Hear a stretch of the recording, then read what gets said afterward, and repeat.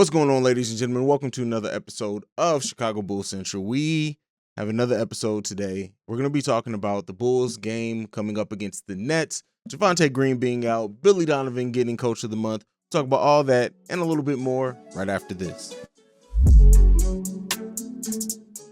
All right, so I did a live video after the news of Javonte Green being placed in the NBA health and safety protocol. So go and check that out. I'm not gonna talk about it really in depth like I did on that video. But it does suck. But it seems to be going around the league. LaMelo Ball as well was placed in the health and safety protocols. And I won't lie, when that news dropped, when I got that alert from Bleacher Report, my brain, I guess, just registered as Lonzo Ball. I think I just saw the ball, right? And that didn't sound right. I think I just registered the L and Ball, and I was just like, well, Lonzo's out too. Ain't that some shit? Then it wasn't until like 15 minutes later that I went back and actually clicked on the alert, and it took me to the article. It was like, oh, it's LaMelo. Like, it sucks, but thank God it's not Lonzo as well. But yeah, we're gonna be down Javonte Green for a while. Kobe White's already in the NBA health and safety protocols as well. Now, LeBron was placed in it, but didn't stay in it very long. He tested out. Now we'll see if that can happen. It didn't happen with Vooch. We'll see what it does again. LeBron is LeBron, so things seem to work differently for him, as unfair as that is. But nonetheless, so yeah, it's gonna suck. His impact against the Nets, like I said, kind of in that live video. I'm gonna leave it at this. Yeah, it sucks to lose Javonte Green because of his energy, but there are some games where Javonte Green, even as a starter, plays 18 minutes. So I think the Bulls will be okay if Javonte Green is out. I don't know if they're gonna have Caruso go back in the starting lineup, which he may be out because he's questionable with a hamstring injury as well. Or if they're gonna go ahead and let Derrick Jones Jr. start, and then increase like Troy Brown Jr.'s minute, give some minutes to Haize. We'll see how they work it out. But the Bulls ultimately, it sucks to lose anyone, especially at a time where we're still building chemistry. We're trying to become the number one team in the East in this game against the Nets, but it happens, and it's unfortunate. I think we're going to see more breakouts of COVID over the course of the NBA, and it sucks. But, if it's going to happen to our team, it's going to happen to other teams, and that's kind of my thoughts on that. I'm going to leave that there. Now, Billy Donovan won Coach of the Month, and while I do think that it's very warranted and it's good, right? Any accolades that the Bulls can get, especially because people were down on their offseason, I love it.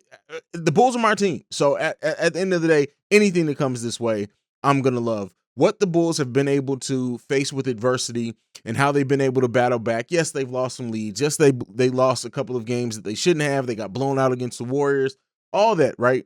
But with that being said, the way in which the Bulls are playing defense specifically, like people thought and assumed that the Bulls were going to be great on offense. Like that was the one thing even our naysayers and everything said. No one really doubted the Bulls' ability on offense. It was the defense. And to have us ranked as a top 5 defense in the league is huge. And that goes down to coaching because the Bulls, one-on-one defenders, they don't have. They don't have a lot of great one-on-one defenders. We got Io, which at this point isn't really a great one-on-one defender. He's solid. But Caruso and Lonzo are tremendous one-on-one ball defenders. But outside of that, it's just the team defense that we're playing. And that is a structure that the coach put in. The team defense and the way that we play defense is structured by the coach. The schemes structured by the coach. So that alone almost should have won him this award because of the intensity in which the Bulls play on defense consistently and where they rank currently. Just add in the top. We fluctuated between top 10, top 15 offense in the league as well. All of that is well earned, well deserved. And hats off to Billy Donovan for doing it. The Bulls are playing a winning brand of basketball. They're playing basketball that, yes, not perfect, right? They're not perfect, not the best team in the league by any stretch of the imagination, nothing like that. But the brand of basketball that the Bulls are playing has proven that they can be in any game just about that they play against any team. I know people are going to throw out Philly and everything like that, but even in the 2 games we lost against Philly back-to-back, we were in those games down the stretch. The Bulls can play with anyone, and because of that, it's a well-earned award for Billy Donovan, I think. Very well-earned. And, hats off to him for doing it. Hats off for him to earning that, and hopefully more come for him over the course of the season. And hopefully, hell, hopefully Coach of the Year award comes from this. So, that all being said, hats off to Billy Donovan there. The Bulls face the Nets.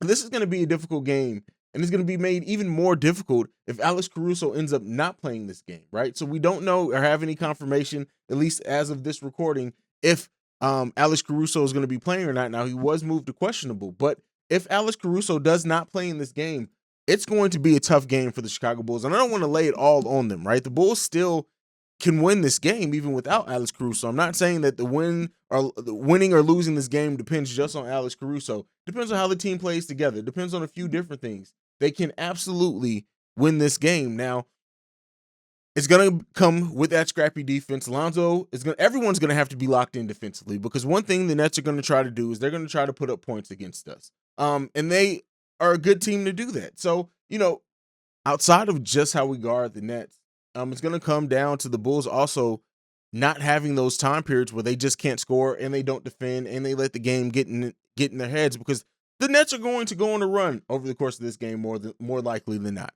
It's probably going to happen. Now, and by a run, I don't just mean like a normal scoring run or anything like that. I mean the Nets are probably going to get on quite a run. Now, the Bulls rank higher in offensive rating right now than the Nets. The Bulls are actually up to 7th in offensive rating, and that comes from the improved play of Vooch, right? And if Vooch plays like he has been in this game, it's really going to unlock everything else that the Bulls do on offense.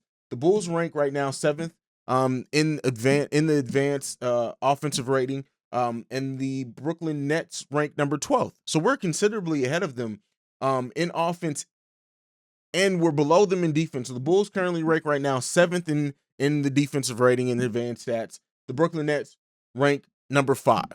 But because of that, this is going to be a tough game, right?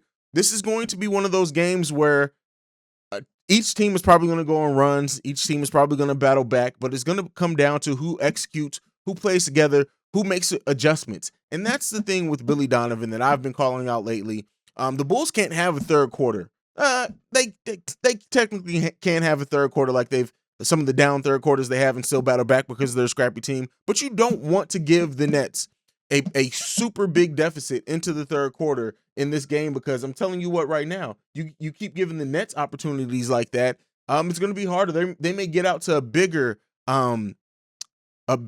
margin than what teams have been able to get against you. The Bulls are going to have to be locked in, right? We won the last game against the Nets 118-95. Now, that was a game where the Bulls killed them in the fourth quarter. They scored 42 points in the fourth quarter against the Nets, while the Nets were only able to score 17 points. The Bulls also won the third quarter in that game 25-21. So it's going to be key to making those halftime adjustments. The Bulls have been exposed lately for how they can't score against the zone defense. Expect and look for the Nets to go to that in crunch times, to go to that if they get to a deficit, but especially to go to it in the second half. A lot of teams hold off on going to that zone defense on the Bulls until the second half or until in the fourth quarter, because it takes the Bulls a while to figure it out. Especially, like I said, if Caruso's out, if Vooch doesn't have a great game like he has been having, if any other player has an off night shooting, the way that Lonzo shot in that fourth quarter in the last game, that can't happen against this game. You want those things to kind of get contained in, the Bulls to get that under control, play with that free ball movement. Again, because Javonte Green being out, no matter who starts in this place, even if it is Derrick Jones Jr., the Bulls have shown that pick and roll with Derrick Jones Jr. and Lonzo, it's very, very good. So they have things to do. Derrick Jones Jr., you can also trust to hit an open shot. That's what it's going to be if he ends up starting. And like I said, if Caruso's out, the bitch unit. I don't like putting a lot on a rookie, right? But if Alex Caruso is out, best believe a lot of our bench production, a lot of what we do with keeping the energy up, I really do think it's going to fall on Ayo Dosunmu. Troy Brown had a great first half in that last game. If he can play like that again and maintain that over the course of the game, it's going to be key as well. Haize is probably going to get some minutes. I even read at one point they said that expect a few, Marcos Simonovic, Tyler Cook, and Dotson all to be probably called up, especially if Caruso's out, and be on this roster for this game tonight. We may have to call on one of them to do some things and show some things tonight. Tyler Cook, I think, is further away. Marcos is far away too.